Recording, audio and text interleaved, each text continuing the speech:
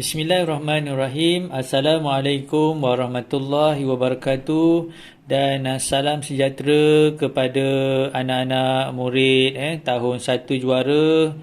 Bertemu kita dalam video PDPR. Jadi cikgu akan tunjukkan bagaimana kamu hendak menjawab aktiviti yang kedua. Baik, terlebih dahulu murid jangan lupa tuliskan hari. Okey, hari ini hari apa murid? Hari Rabu. Ingat, R ni perlu ditulis dengan huruf besar. R era, B ubu. R ni huruf besar, huruf yang lain perlu ditulis dengan huruf kecil. Okay. Selepas kamu menulis hari, kamu kena tuliskan tarikh. Macam mana nak tulis tarikh? Ini yang paling mudah lah nak menulis tarikh. Okay, hari ini hari apa? Hari Rabu, dan tarikh ni, hari bulan ni 7.7.2001,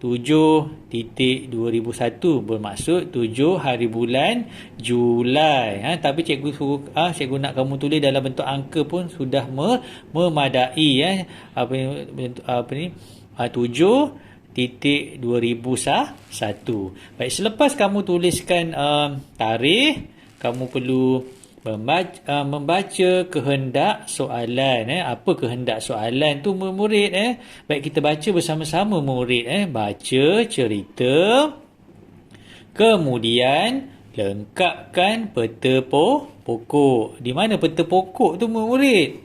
Di bahagian bawah ni murid. Di bawah petikan ni. Di atas ni adalah petikan murid, di bahagian bawah ni adalah peta pokok. Macam mana nak mencari jawapan ketiga-tiga tempat kosong ini murid-murid? Kalau murid-murid tengok sini ada jawapan dah, tapi macam mana nak mencari jawapan? Perlu mencari dalam petikan ni bagi ni. Baik, kita akan baca terlebih dahulu dan kita akan cuba jawab berdasarkan peta pokok yang diberi di bawah ni murid-murid. Baik, saya dan Aiza pergi ke kompleks renang. Okey, baik. Apa tu kompleks renang murid-murid?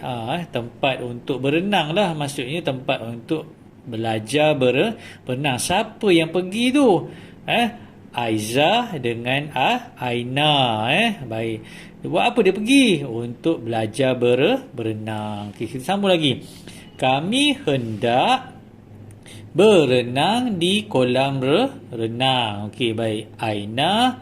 Aiza, sebelum masuk ke dalam kolam, kamu mestilah memakai pakaian renang. Kata siapa? Puan Harlina. Okey, baik. Puan Harlina menasihati siapa? Aina dengan Aiza supaya memakai apa?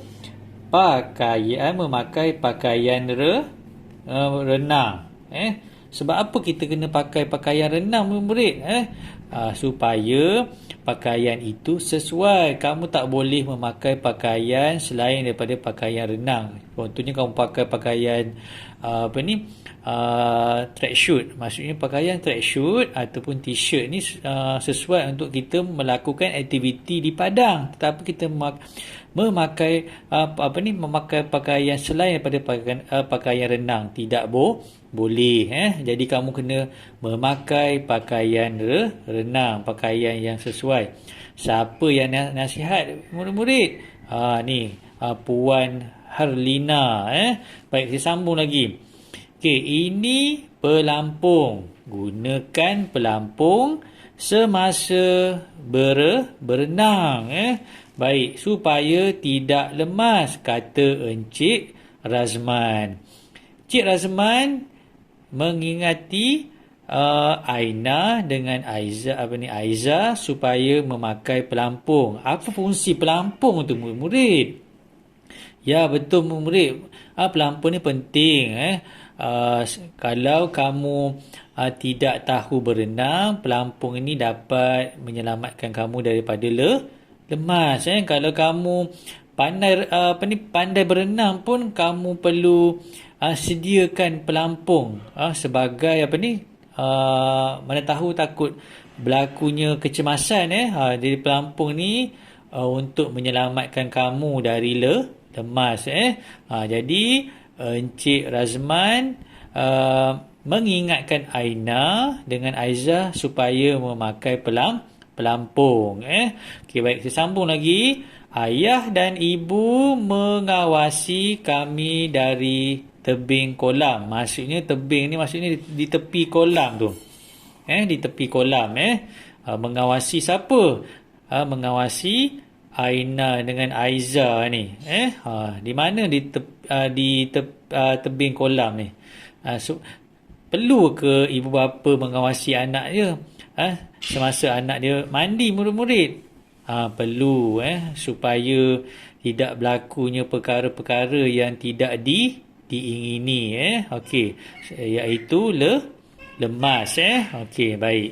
Jadi kami berasa selamat berenang di sini. Sebab apa?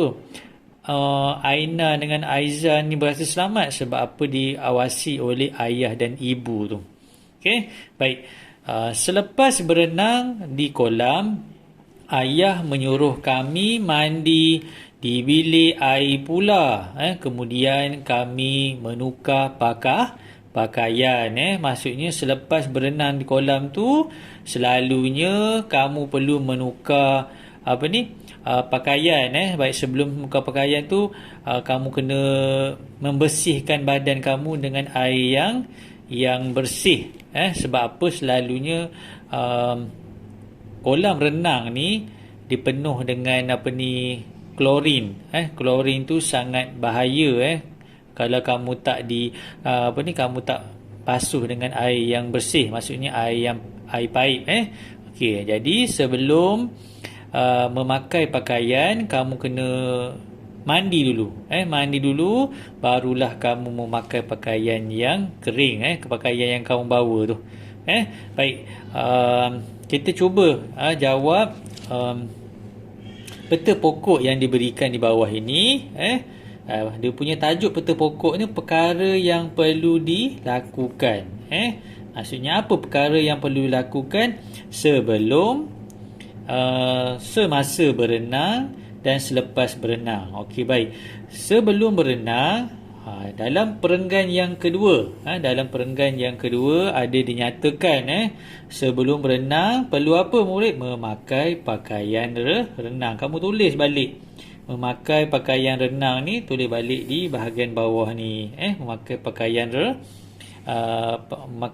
renang. Okey, baik, itu untuk jawapan yang pertama. Sebelum berenang perlu memakai pakaian renang. Boleh tak pakai pakaian selain pada pakaian renang? Tak boleh, murid. Perlu memakai pakaian renang. Okey, baik. Yang kedua, semasa berenang. Okey, baik. Semasa berenang, apa yang perlu kamu buat? Maksudnya masa kamu mandi tu. Kamu tengok perenggan yang ketiga ni. Bermula pada ini pelampung. Maksudnya semasa berenang, kamu kena gunakan pelampung. Boleh tak mandi kamu tanpa menggunakan pelampung? Tak boleh. Takut kamu lemas. Kalau kamu pandai berenang pun, kamu kena pakai pelampung. Maksudnya kamu letaklah di tebing kolam ataupun di tebing sungai tu. Untuk apa? Untuk apabila berlakunya kecemasan, boleh menggunakan pelampung tu untuk menyelamatkan diri kamu. Jadi kamu tulis di sini menggunakan pelampung, ataupun ambil je balik ayatnya, gunakan pelampung. Tulis dari bahagian bawah ni, gunakan pelampung. Baik, seterusnya yang ketiga, selepas berenang. Maksudnya selepas kamu mandi di kolam renang. Macam cikgu sebut tadi, air di kolam renang tu selalunya dia akan bubuh satu ubat, panggil klorin. Klorin dia sangat kuat. Jadi kamu selepas mandi, kamu kena bilas. Maksudnya kamu kena mandi dengan air yang bersih, iaitu air paip. Jadi selepas mandi kamu kena apa? Mandi di bilik air, ataupun kamu ambil balik ni. Menyuruh kami mandi di bilik air dan menukar pakaian. Maksudnya jawapan kamu tu kamu nak buat dua ataupun satu pun tak menjadi masalah, boleh. Tapi seelok-eloknya kamu buat dua jawapan. Jawapan yang pertama, Ayah menyuruh kami mandi. Itu untuk jawapan yang pertama. Kamu tulis di bawah ni. Ayah menyuruh kami mandi. Dan jawapan yang kedua, menukar pakaian. Tulis ayah menyuruh kami mandi. Itu yang paling tepat lah.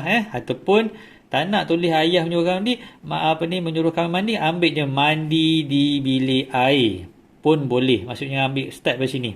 Mandi di bilik air. Sampai sini. Tulis di sini mandi di bilik air. Okey, contoh saya buat ni. Contoh. Tulislah satu. M ni huruf besar lah. Mandi.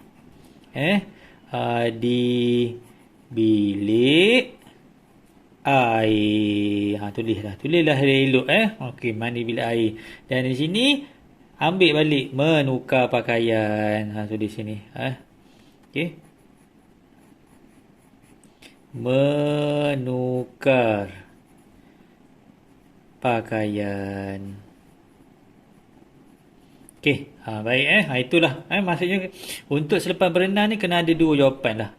Macam ni budak ni buat, dia tak berapa terang tulisannya, tapi kamu kena ingat, kamu kena tulis mandi di bilik mandi dengan menukar pakaian yang tu paling tepat. Tu bagi muka surat 64. Seterusnya bagi aktiviti yang ketiga. Aktiviti yang ketiga ni mudah je murid. Maksudnya cikgu akan bacakan perkataan yang berwarna hitam ni. Jadi murid kena tulis di atas ni. Cikgu maksudnya murid baca, bila cikgu sebut murid tulis balik di bahagian atas ni. Tulis balik di bahagian atas tu. Okey, baik, kita baca dulu terlebih dahulu hendak soalan. Tulis perkataan yang disebut oleh guru. Jadi cikgu dalam video ni cikgu akan sebut dulu. Untuk pengetahuan kamu, dan bila cikgu sebut, kamu terus tulis di bahagian atas ni. Okey, contohlah usah sentuh stareka panas. Okey, kamu tulis di atas ni. Sentuh stareka panas. Tulis balik. Maksud cikgu, kamu tulis balik di bahagian atas ni. Sentuh dan panas. Okey, baik. Yang kedua, ni gambar apa murid? Gambar cerek. Cerek yang panas. Boleh tak pegang gunakan tangan? Tak boleh. Sebab apa? Cerek ni panas. Berkemungkinan tangan kamu akan melecur. Sebab apa? Tangan pegang benda yang panas selalunya akan melecur. Kena berhati-hatilah. Harap berhati-hati cerek panas. Tulis di sini. Berhati-hati. Tulis sini berhati-hati cerek panas. Ni cerek yang panas. Gambar yang ni cikgu lupa nak terangkan. Yang ni gambar seorang ibu sedang stareka pakaian ataupun sedang menggosok pakaian menggunakan stareka. Stareka dia tu panas. Boleh pegang? Tak boleh pegang juga murid-murid. Baik, seterusnya gambar yang ketiga. Awas racun berbahaya. Mana boleh tengok racun ni? Banyak. Kat rumah pun ada. Jadi ayah kamu tak akan simpan di tempat yang mudah adik kamu ataupun adik kamu pegang. Kadang-kadang dia pegang, dia akan minum ataupun makan. Bahaya. Jadi kamu tulislah di sini. Awas. Tulis balik di atas ni. Racun berbahaya. Tulis balik di atas ni. Awas racun berbahaya. Okey, baik. Dan seterusnya, gambar seterusnya, jangan hampiri kawasan ini. Tulis balik. Kawasan ini. Tulis elok. Okey, ni kawasan apa? Loji rawatan kumbahan. Maksudnya air air najis dari rumah kamu tu akan disalurkan di sini. Dari sini, jadi kamu jangan masuk di kawasan ni. Takut kamu jatuh di dalam loji kumbahan. Kalau kamu pandai berenang pun kamu akan lemas. Sebab apa? Kamu tak tahu kedalaman. Apa yang ada dalam loji najis ni, jangan masuk. Tengok je dari luar. Okey, baik, gambar yang kelima, jauhilah kawasan ini. Tulis balik. J ni kena huruf besar lah. Jauhilah kawasan ini. Ini kawasan apa? Hidroelektrik, maksudnya tempat pengumpulan untuk tenaga elektrik yang rumah kamu dapat tu akan dikumpulkan di sini, akan dijanakan di sini. Okey, akan dijana di sini dan akan selepas dijanakan di sini barulah disalurkan di kawasan-kawasan kawasan penduduk. Jadi kamu tak boleh masuk di dalam kawasan ni. Okey. Jadi kalau kamu masuk, berkemungkinan kamu akan terkena dengan renjatan elektrik. Kalau kena ni dalam beberapa saat kamu akan mati. Jangan pergi, jangan hampiri tempat ni. Okey, dan gambar yang terakhir, jangan bermain di sini. Main di mana? Di kawasan tangga. Kalau nak main di mana kawasan yang terbaik kamu nak main? Kawasan padang ataupun di kawasan gelanggang yang selamat lah. Okey. Jadi kalau nak bermain bola, jangan main di kawasan tangga. Takut apa berlaku murid-murid? Takut kamu terjatuh dari tangga. Yang paling takutnya patah anggota anggota badan kamu lah. Tangan, kaki. Sebab apa? Kawasan tangga ni, dalam bucu tangga ni sangat tajam. Jadi kamu bermain di kawasan tangga, takut terjatuh. Jadi tulis jangan bermain di sini, tulis balik bermain di sini. Okey, baik, itu sedikit perkongsian ilmu pada cikgu. Cikgu harap kamu dapat siapkan muka surat yang pertama, muka surat 64 dan muka surat 63. Sekian, terima kasih. Assalamualaikum.